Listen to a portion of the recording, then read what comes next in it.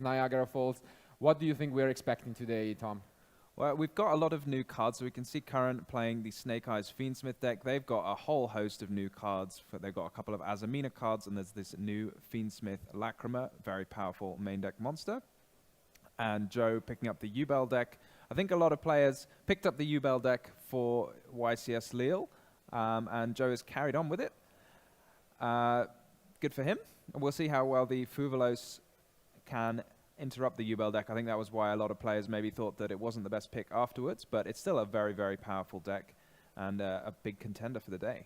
Yeah, we'll obviously talk a bit about Rage of the Abyss throughout the day, but you already mentioned it. The elephant in the room is the Molchami Fuvalos. It has changed a lot the way the game is played, but it seems like our duelists for round one have not really tried to, change their strategies too much. The Fiendsmith engine was played a lot in these past months, but it actually is not that great, and it has been replaced due to Fuvalos with the new Azamina cards, and that will be a trend that is interesting to see throughout the day. But for now, we do start with the Impermanence, stopping this Ash. Doesn't seem like Karen is too happy about this, but okay, we do move on and continue with... Okay, no interruption. Yeah, we're just having a think maybe about what the best target is. So you've obviously got the Snake Eye Oak, the Snake Eye Poplar. I can't believe you called Molchami Fuvalos the elephant in the room when it's a winged beast. Yeah. It's small for an elephant, I mean, they can fly sometimes, Yeah. And no, yeah, it's definitely one of those cards that has had a huge change in the way we can play the game. But here we see another interruption, but the call by the Grave in the main deck, most likely for that Fuvalos, but good spot here. Yeah, it's a really interesting thing at the moment because we're seeing a lot of new cards come out. The Dominus Impulse and both Molchami monsters now. A lot of cards that can be used in the standby phase or that are not monster effects. So I think a lot of players are cutting those triple tactics talents and looking for things to replace it, like Called by the Grave, which can deal with card effects in the standby phase, which cannot be done. Yeah, I mean, essentially there are two main ways that you can look at when you consider, or actually three when you consider a card like Fuvalos. One is obviously playing Tempai, because then you go second and that does not matter too much. But if not, you need to either play a deck that doesn't lose that R to the card, or, which means, for example, we have seen decks like Labyrinth, Centurion come back into popularity, or you can just try and play cards like Ash, Crossout, and Called by the Grave in the main deck to just stop the card. And this seems like what is current strategy for the event, because as you can see here, still going for the full Fiendsmith engine. And this is another new card, right? Yeah, this is Fiendsmith Lacrima, well, the main deck version of Fiendsmith Lacrima. Yep. And you can, when it's special summoned or normal summoned, it can send a Fiendsmith monster from your deck to the graveyard. So it's only our second main deck Fiendsmith monster, and it's going to have quite a big impact, I'd say, because it just gives you that chance to get one extra Fiend, Light Fiend that is, into the graveyard, which makes it that much easier to make your fusion summons, or all of the effects of the Fiendsmith monsters, right, get effects by shuffling Fiendsmiths or Light Fiends from the grave into the deck or extra deck, so it's really helpful just to have one extra in the graveyard for free. It's also got a pretty handy graveyard effect during your opponent's turn. You can shuffle it into the deck and summon a Link monster, I think, from your graveyard, so yeah, you can summon back the Requiem, for example, which has got a quick effect, so you can do quite a lot now on your opponent's turn with just the one extra card. It's not that much of an investment to put just the one of in your deck. It's kind of fine to draw it. All around, it's a pretty great card, to be honest. Absolutely. We did lose in the latest Forbidden Unlimited list the Fusion Lacrima, but we now got a new Lacrima to play with. And yeah, this is pretty good still, playing through Shu interruptions. And we'll see whether Karn has anything to just combine with this. Because at the moment, there is a little bit of an issue, I guess. But well, you can always use the sequence on the field, but it feels very mediocre. Okay. Actually, that's the Princess. Interesting. Yeah. He'd rather play with his Snake Eye engine, I guess, than his Fiendsmith engine. I don't think the Lacrima can summon back the Requiem, but even if it could, it wouldn't do much because it wouldn't be equipped with a Link monster. Yeah. Pretty sure it's also gone because he had to shuffle back 3, and his graveyard is pretty much empty from those Fiendsmith main deck monsters. So I guess maybe now just going to use the Oh no, he drew. Oh, it's okay. Summoning Oak from the hand. So is that his whole hand gone now? Looks pretty empty to me. Could, no, I think he has one more card maybe, but yeah, I mean, he's only on the one copy of Oak.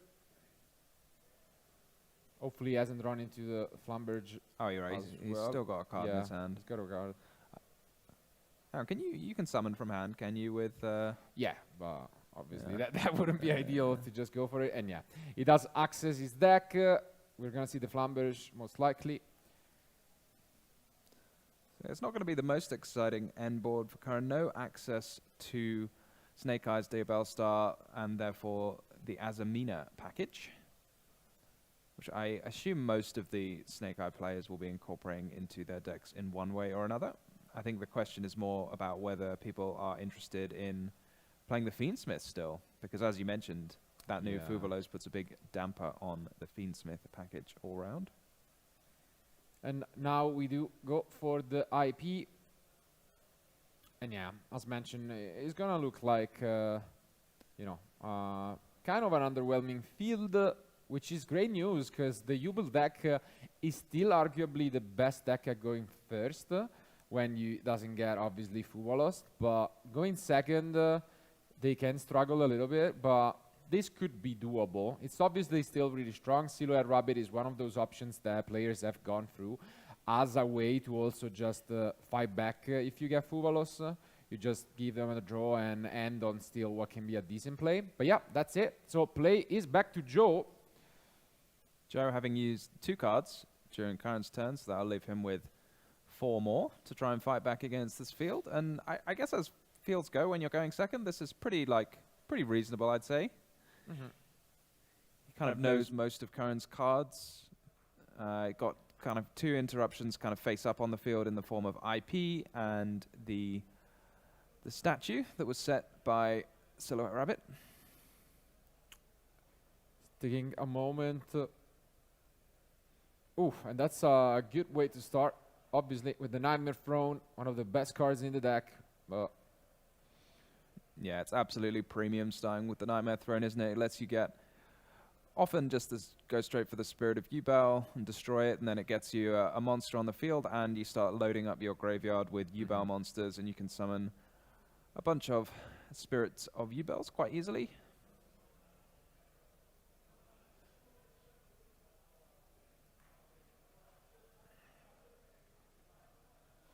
Joe just having a think what his favorite choice is.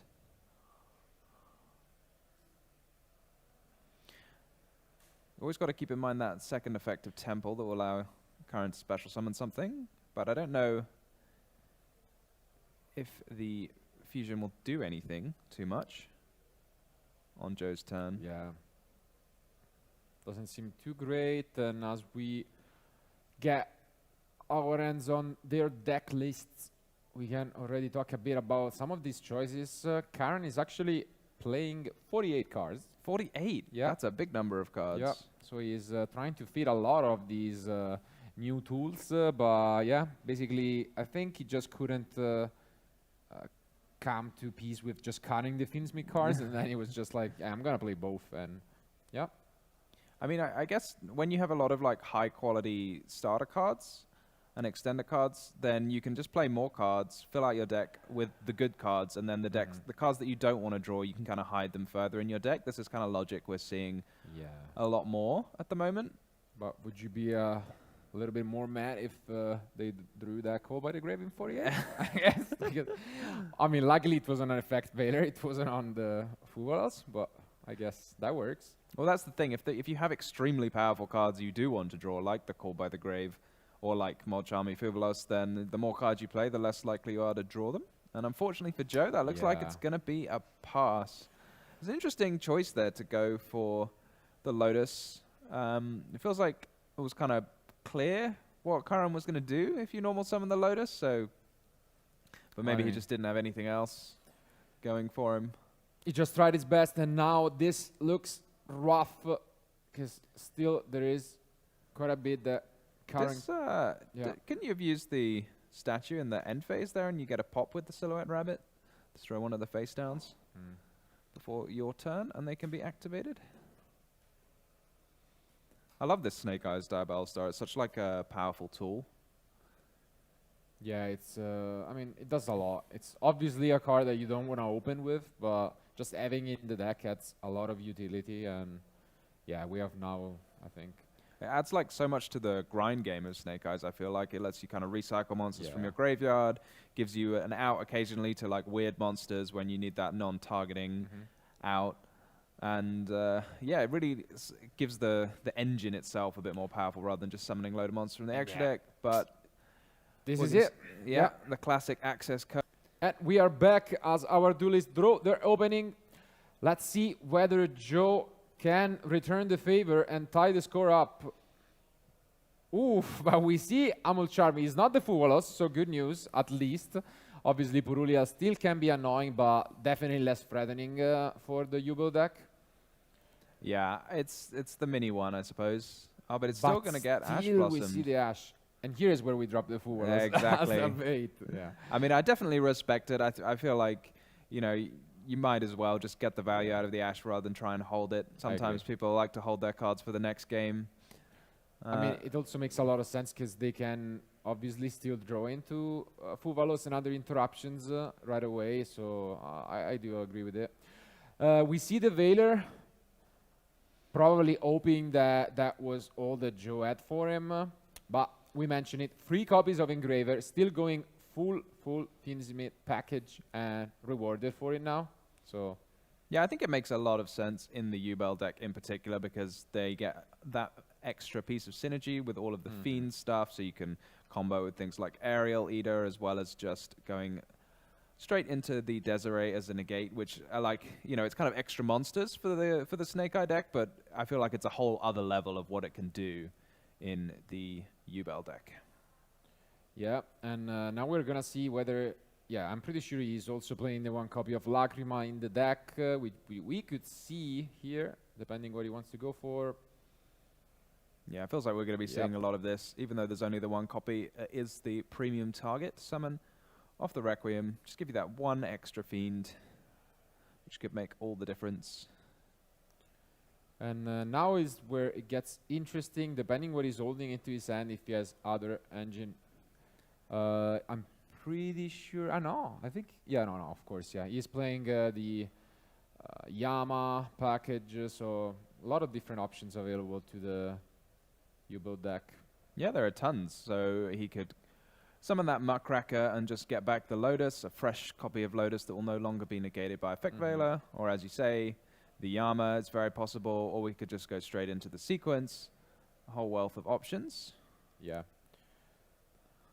I'm not sure if there's any like prime targets off Area Leader. This feels like a kind of Area Leader moment, but once you already have the Lotus engraved, I'm not sure what you need, but I guess we'll find out. Yeah, because Nibiru still remains a card that you should respect. Usually you can play around it thanks to Phantom, you know, and finding a way to just fight it, but with this specific hand, that's not really possible, so... Yeah, you're right. It feels like when you play Yubel, like you're just so used to not caring about Nibiru because you just always have the spirit. You just forget about it, but you're right. You can't just forget about it these days. Do you think Nibiru is I'm wondering if it's gotten like slightly less popular as we've got more powerful hand traps to replace it, specifically Dominus Impulse, or Dominus Purge even, which even stops you from running Nibiru as well. So I'm wondering if maybe we'll see less of it than we are used to. I would say so, but at the same time, it always gets into a mind game where as soon as people don't expect them, you just bring Nibiru back, and then, yeah, that gets you a lot of value. But, yeah, it's going to be the Aerial Eater. As you mentioned, though, as the Lotus is already there, seems like Spirit of Yubel will be the choice instead. Yeah, disrespect Nibiru at your peril, right? But yeah, like I suppose the Spirit, it's just like an extra Fiend to have in the grave if you want to make more copies of the Phantom of Yubel. But right now, if you go straight into it, then you'll be stuck without any good targets for Muckracker in your grave. Oh, here we see the Cross Sheep, which is even better than Muckracker, actually, isn't it? Yeah. yeah, you don't even have to trigger it with a fusion summon, so you can just summon the area leader back, banishing to, is it like level 5 or higher of the same Yeah, should be always attribute? Fiends. Now, he's considering his options. That's why he sent most likely the Yubel, but yeah. Has to be level 5 or higher, right? Mm-hmm. He's not used the Engraver this turn, so it feels a little uncomfortable. But I think he has a second call because he discarded it from end at the start. Yeah. And But yeah, they have to have the same oof. attribute. That's a bit rough. Yeah, I mean, I suppose if you'd already used one of the effects, you'd feel less upset about it. But having used neither of them, Yeah. you have to summon a level 4 or lower, right? So we're going to get the spirit back. I mean, even though it's, you know, it's just one monster, I guess at the end of the day, I think Joe will be okay this turn. I think it's yeah. Definitely not the end of the world, but we should always keep in mind that, you know, playing on stream is not easy, and round 1 is the one that I believe to be the toughest by a lot, actually, because you're still, you know, getting used to the day, you're waking up in the morning, and yeah. So while Karen, as we mentioned, former UK Open champion, Joe might not be as used to playing on stream, and you get to get those reps in to just be more comfortable. So yeah. Yeah, I totally agree. Like the first round of a big event is always the one where you feel the most nervous before you kind of get into the swing of things. Mm-hmm. Here we see the Nightmare Pain. Going to see some classic Yubel action. Get to add, get to summon. You just get so much stuff at this point. We might see the rank 10. Won't be able to summon Desiree this turn, but at least one sort of Omni Negate, couple of Phantoms, and maybe some... I don't know what you can link the Cross Sheep off into, actually, because most of the deck's just Fiends, so you can't make a Yama, for example, with it. I mean, worst case, yeah, it depends when you lock yourself out, because he's playing the SP, but I think, yeah, as we were mentioning, now we just get access to the all-in-chain package. We have seen a lot of debate about Escape against the Chamber. What do you think? Is there a for sure better one at the moment, or? I don't know if there's like a for sure better one. So obviously having the Escape is helpful. It kind of has a different sort of interruption. Mm-hmm. It's always nice on your end field to not have all of your interruptions coming through monsters, because that leaves you more vulnerable to things like Dark Ruler and Droplets. So if you have the Chamber, you're kind of more vulnerable to that. But on the other side, it feels like it's a lot lower of a commitment to use the Chamber. You don't have to like make sure you have an Unchained on your field. At the end, you can just like use it, link off, whatever. And you don't have to... I think a lot of people have to include the extra Yama in order to make use of the Escape. So I kind of like the lighter investment for the slightly lower reward. And that is what Joe is going for, as we will probably acknowledge a little bit later down this turn. He's on the Escape. And I mean, what's important to mention is, once again, just like game 1, Karen has used 2 entraps. So it will be only on 4 cards left. And the ending field is going to be much better than what he put up. Oh, yeah. So it's not going to be an easy task. Yeah, I feel like if you're playing a deck like Yubel, which is so good at getting through multiple interruptions, you almost want your opponent to have multiple interruptions, because you don't have to do as much. Yeah. You don't have to have like everything flawless to deal with almost anything your opponent could throw at you. Instead, you just, you put up like a decent field. You're not going to be overflowing with cards, so you kind of know a bit more what to do, as we see here. Okay. I think might have drawn into the... I mean, not necessarily, but he decided to go into this. So either he already has the Escape in hand, or I guess he just wanted to prioritize this ending field. And let's see. Ooh, we draw the one of Anti-Spell Fragrance. Wow. I think that's it. Yeah.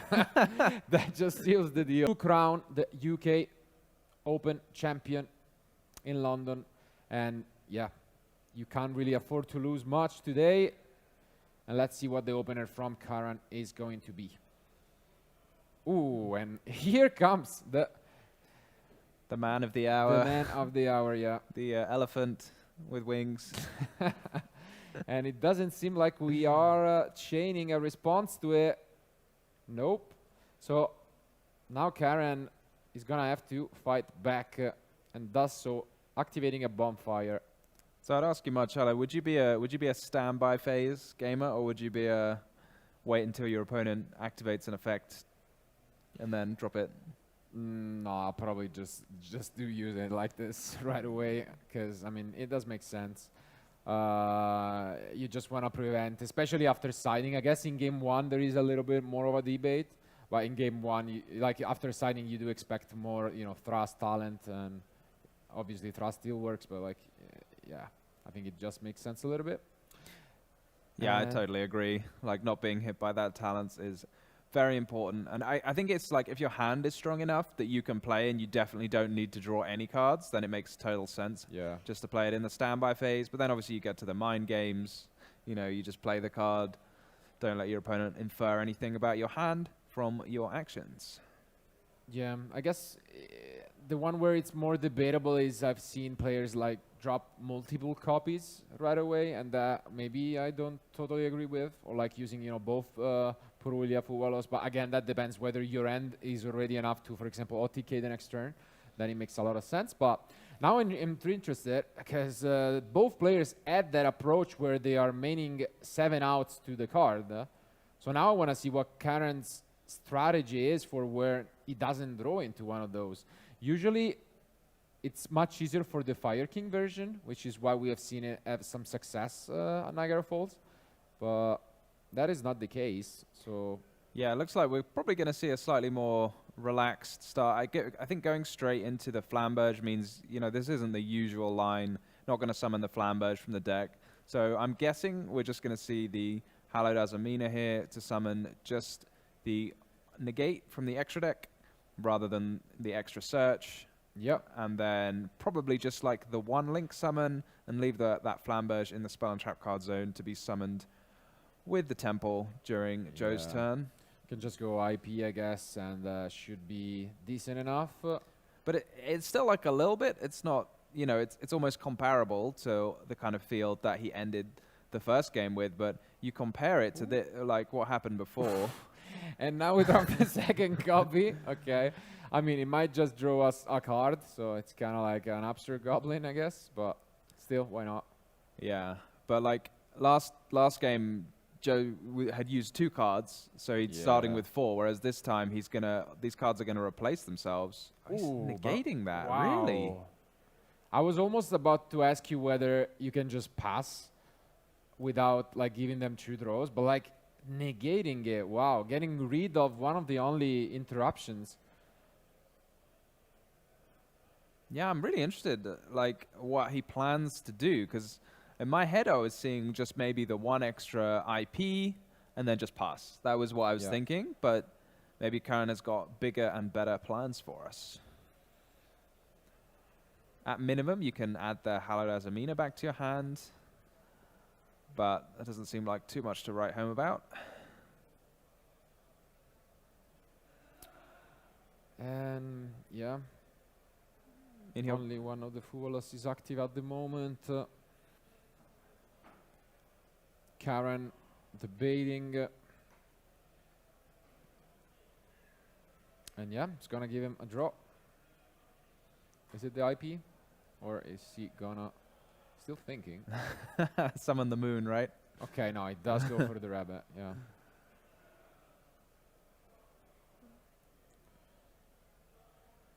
I guess he could make the IP. Yeah, this kind of makes sense, right? So he was going to maybe make the Silhouette Rabbit and the IP. Mm-hmm.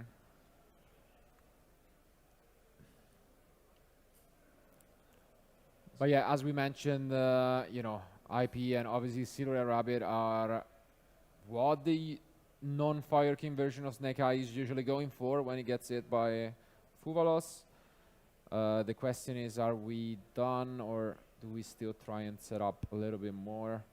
It's actually a little annoying here. You're going to have to put that Poplar in the spell and trap card zone if you want to summon out the Diabell Star, but then that'll mean you don't have 2 fire monsters in your graveyard anymore to be special summoned off the Flamberge. If you get to resolve that effect. Unless he's going to give him another draw. That's the question. Yeah, I think he's considering original. Is it original? most likely, right? Yes. So original into oak. God, this feels so uncomfortable, right? Yeah, it's tough. It's a tough decision. At the same time, I guess, like Fugalos, you can pair it with either other end traps or like going second cards, and it seems like Joe prioritized end traps, which is a little bit more of a good news for Karen, because if he draws into those, that they don't really matter, you know. You're happy with that. But yeah, he's gonna get at least another draw here. And most likely Zhu, because it's gonna be one here.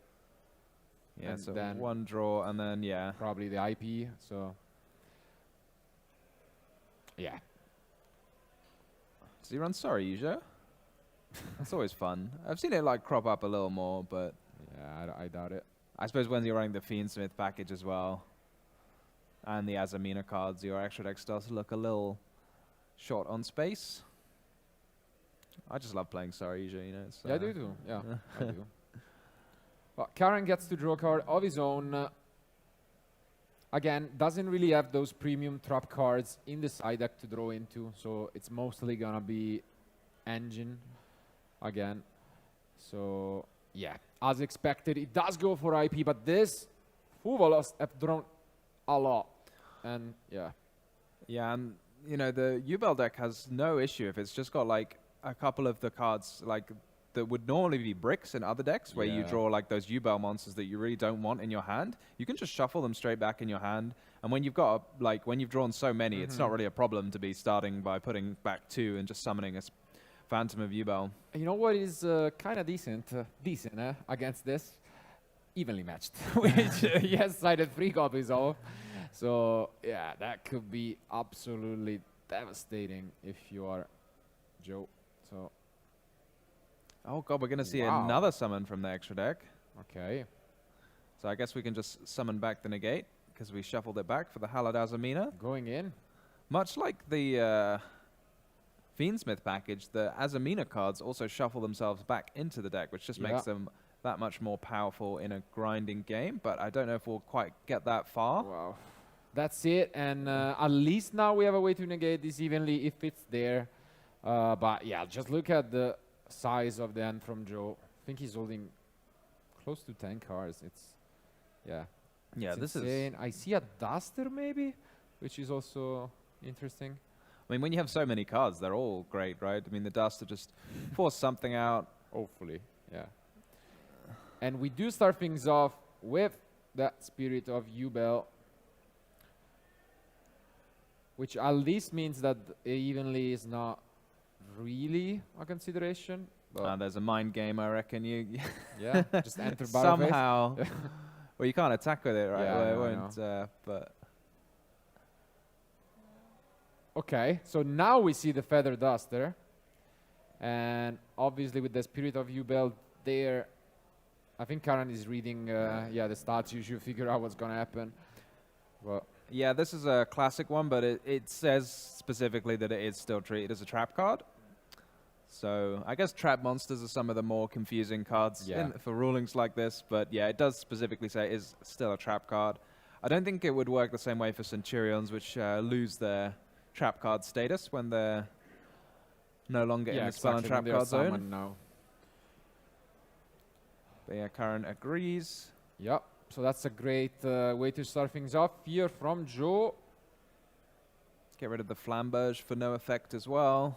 And now essentially only has to deal with this IP and this negation.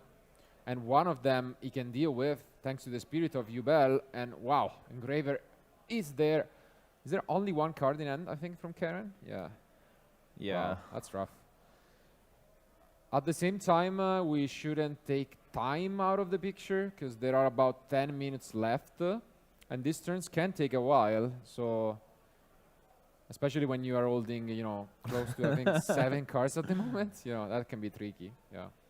Yeah, we often see the favorite way of the Yubel deck to inflict damage and indeed end the game is often with the Nightmare Pain. You can reflect all the battle damage, slightly confusingly worded sometimes for some of the Yubel cards, which say you don't take any damage, but then you give your opponent that damage instead. Yeah. But it does work in the way that you kind of want it to, at least if you're the Yubel player, and that your opponent will just take the difference between the attack of your monster and their monster, even if your Yubel says you wouldn't take any damage from the battle anyway. Yeah. And yeah, that's often the nicest way to do a ton of damage. So Karen, wising up to that, has put his monsters with the sort of lowest attack stat, or stat like that diable star, in defense mode. And for now, Karen is still allowing everything to resolve. And yeah, once again, not really interested. So we might see the Lacrima once again if he kept it going second. Otherwise, it's just going to be another Engraver, which can be good going second, to be fair. Yeah, the Engraver's going to force something out, and then between the Engraver and the Spirit, that will be like all the interruptions gone, pretty much. So then Joe will have free reign with his 6-card hand and no normal summon to... Yep.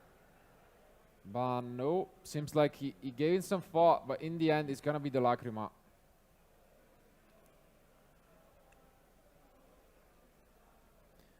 Yeah, this feels like quite a lot to deal with for Karen.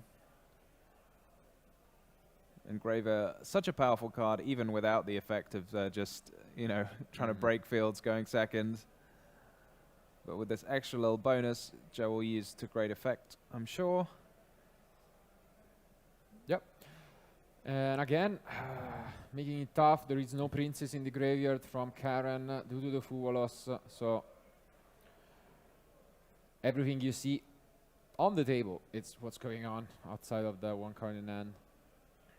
Yeah, he's almost like got to use the IP here. Yeah. Either that or the Engraver will just target the negation with its effect. Yeah, but then you're out of everything, because like they can chain the Spirit of Yubel, then you can negate that, but then, I mean, it's all gone. And yeah, as you mentioned, it does go for IP. Is there any response? I guess you might as well just negate the IP, because otherwise the SP effect could get hidden under a Poplar trigger. Yeah, stop you from negating it with the Spirit. I think he's having a read. The negation goes for the Spirit of Yubel, and yeah, as expected. Oof, and this call by so much. Yeah, we mentioned that the primary reason why it's back in Duelist main deck is Fuvolos, but the popularity of the Azamina cards makes it so that the card is actually quite useful going second as well against the end field, and this is why. And this is this is just brutal. Yeah, it's definitely no slouch going second, as you mentioned. Like, you can negate the Azamina cards, you can negate a Spirit of Phantom of Yubel. Yep. You can hit a Fiendsmith Engraver. There's a myriad of cards. And now, yeah, every interruption that was known is gone from Karen, and you can see him just looking up, not too happy. Waiting for the inevitable. The only little trick left maybe is remembering that the Silhouette Rabbit is an illusion monster, so you have to have a way to destroy it that's not battle. I'm sure everyone who plays Tenpai knows by now that Silhouette Rabbit... That one violent trick, yeah.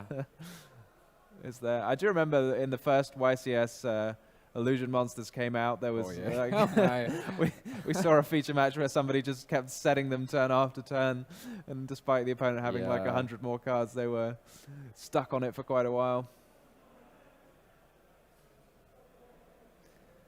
But yeah, the Lacrima providing that extra fiend, as we mentioned, and the Desiree can deal with the Silhouette Rabbit either by negating its effect or by being sent to the graveyard and returning it to the deck. And here we are, not even used the normal summon. Yeah, I mean, you did mention it, Tom, when you draw so many cards, like you're gonna draw into your good cards. I mean, it's just a matter of fact, and yeah, this is great. This is like, this does everything all by itself, let alone if you've already got 3 monsters on the field. Arguably the best you know, one card starter, so it does the job even going second. And as you can see, he has actually sided, as it makes sense, going second into even the access code talker engine. So yeah, I'm a big fan of this strategy in general of siding extra deck cards now that are better going first or second for the situation, because when you side deck cards for your main deck, you know, you might or might not draw them, and a lot of times you side deck like really impactful cards, but you have to just draw them. So most of the time, they're probably going to be stuck in your deck somewhere. But if you compare that to an extra deck monster, you can kind of get it whenever you need it, like the access code. And yeah, I mean, the longer, you know, more Yu-Gi-Oh cards you can possibly put, the more likely you are to find, you know, there are more things that you could want in your extra deck than you can include in your 15. So I do really like having the option to put them in your side deck and shuffle them around between games. totally agree, and we might actually see that later on this turn. Yeah, it does seem like the easiest way. Yeah, and I think this is exactly what we're going to go for. Another of those side deck cards, which allows us to summon the access code, and this might just be it, unless there is one final card that Karen has been holding this entire time. Yeah, here comes the Nibiru now, right? And we draw. Yeah. Is this going to be it?